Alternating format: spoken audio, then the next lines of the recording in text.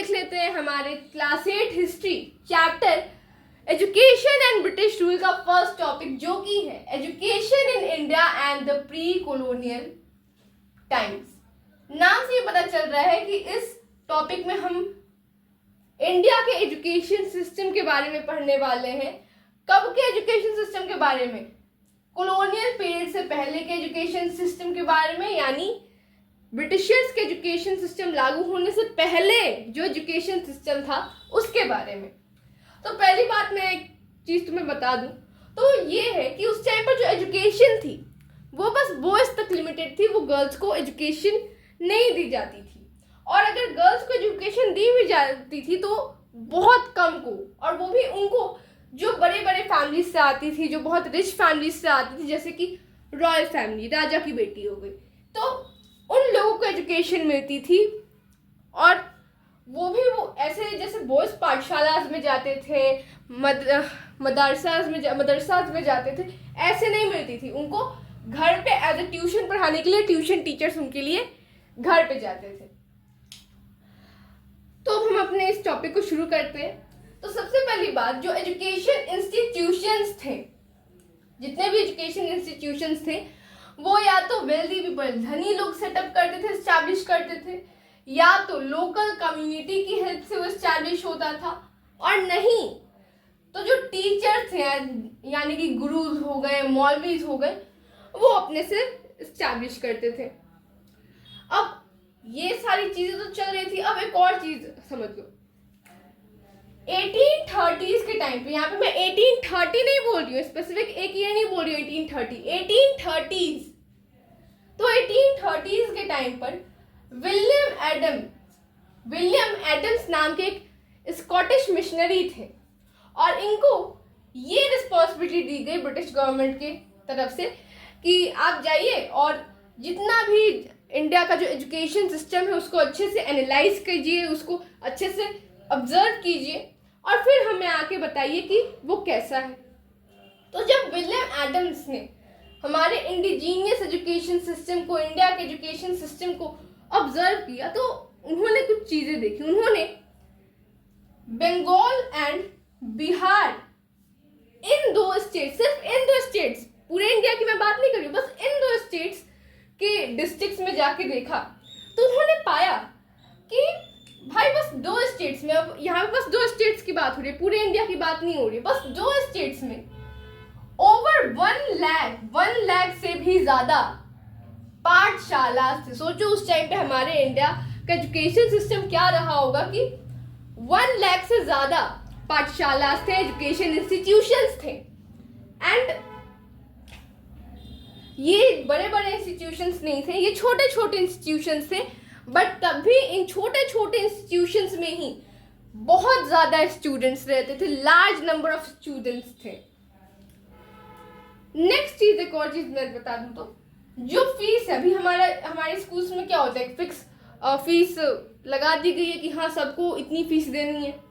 उस टाइम पर का जो हमारा एजुकेशन सिस्टम था, इंडियन एजुकेशन सिस्टम था, वो बहुत एक तरह से बोलो तो फ्लेक्सिबल था, जिससे धनी लोग जो थे, जो रिच लोग थे, वो तो एजुकेशन रिसीव कर ही पाते थे, बट साथ में जो पुअर लोग थे वो भी एजुकेशन रिसीव कर पाते थे।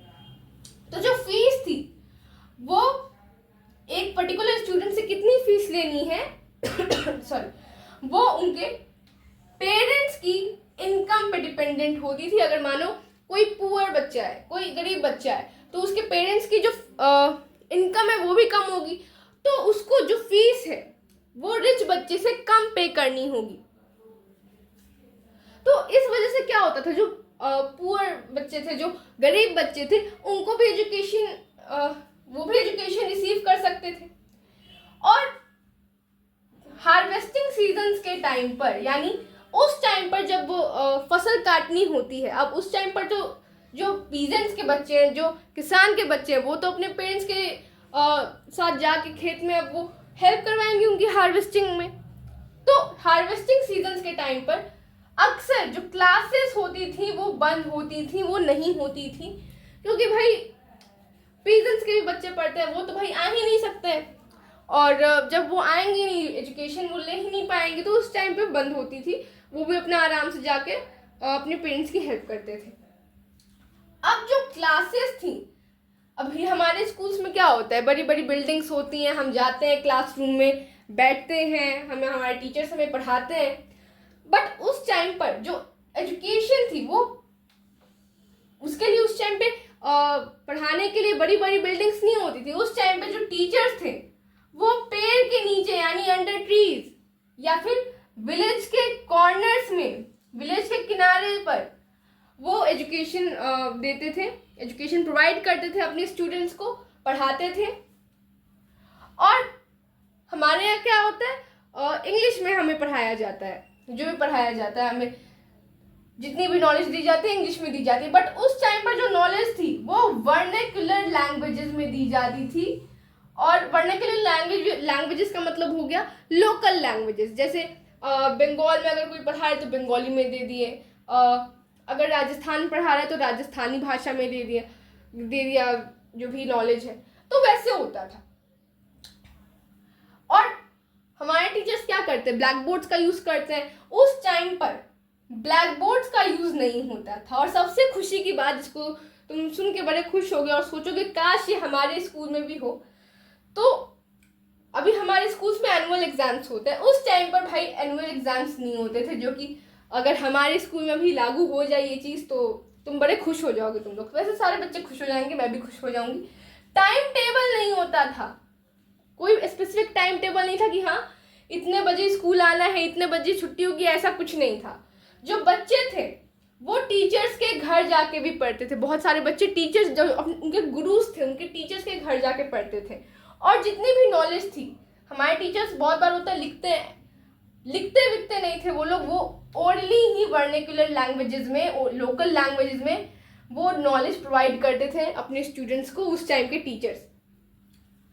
और जैसे अभी क्या होता है हमारे स्कूल में, जो स्कूल वाले हैं वो एक स्पेसिफिक एक पर्टिकुलर पब्लिकेशन की बुक लगा देते हैं, फिर हमारे पेरेंट्स उस बुक को जाके खरीदते हैं, फिर उस बुक से हम पढ़ते हैं, एक पर्टिकुलर बुक से। उस टाइम पे ऐसा नहीं था, ऐसी कोई बुक रिकमेंड नहीं की जाती थी, ऐसी कोई बुक स्पेसिफिकली नहीं लगाई जाती थी कि हाँ इसी बुक को खरीदो, इसी बुक से पढ़ना, ऐसा कुछ नहीं होता था। और जो अटेंडेंस होती थी, हमारे स्कूल में रोज अटेंडेंस होती है, उस टाइम पर अटेंडेंस नहीं होती थी, वो तुम्हारे मन पे, तुम जाओ ना जाओ कोई दिक्कत नहीं है। और जैसे हमारे स्कूल में बड़ी बड़ी बिल्डिंग्स हैं, मैंने भी जस्ट बताया कि वैसे एक्सक्लूसिव बिल्डिंग्स नहीं होती थी। और जैसे अभी क्या होता है हमारे स्कूल्स में एज के हिसाब से अलग अलग क्लासेस बांटी गई हैं कि हाँ इस उम्र के बच्चे 8th क्लास में रहेंगे, इस उम्र के बच्चे 9th में रहेंगे, इस उम्र के बच्चे 10th में रहेंगे। उस टाइम पर ऐसा कुछ नहीं होता था। एज और क्लास के हिसाब से कोई डिवीजन नहीं होता था। सारे स्टूडेंट, सारे एज के, सारे क्लास के, मतलब सभी बच्चे, नो मैटर वो अमीर है वो गरीब है, ऐसा कोई सीन नहीं था। वो सारे बच्चे आते थे अपने टीचर के पास जाते थे, ट्रीज के अंडर बैठते थे, ट्रीज के नीचे बैठते थे, वहाँ पे उनके जो टीचर थे उनको पढ़ाते थे, ओरली पढ़ाते थे लोकल लैंग्वेजेस में, और वो पढ़ते थे।